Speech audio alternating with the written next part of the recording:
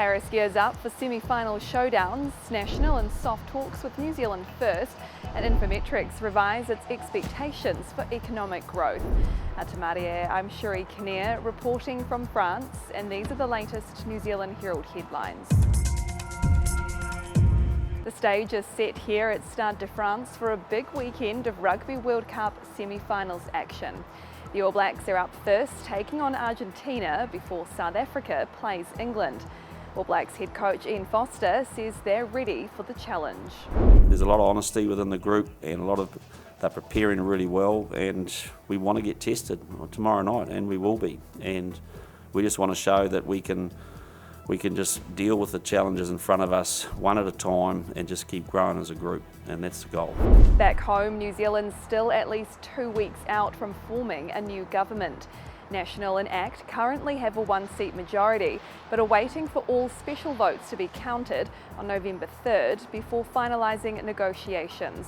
Prime Minister-elect Chris Luxon is in soft talks with both ACT and New Zealand First, the latter of which he might need if special votes deliver a swing to the left. But he's warned media not to expect a blow-by-blow of how negotiations progress. Beyond saying he will be Prime Minister and Nicola Willis will be Finance Minister, Luxon hasn't ruled anything in or out. Infometrics has revised its expectations for economic growth next year upwards. It now predicts year-end growth at 0.9%. Inflation data out this week also shows inflationary pressures were easing more than had been expected. Infometrics chief forecaster Gareth Kernan says with the incoming government likely relaxing tax rules for property investors, there could be a boost in buyer demand for housing. With mortgage rates remaining relatively high, that housing affordability will still be problematic, debt servicing costs will still be high, and so we see limited scope for house prices to rise, particularly rapidly through 2024. A Wellington school is mourning a netball coach and piano tutor who was allegedly killed by her own son.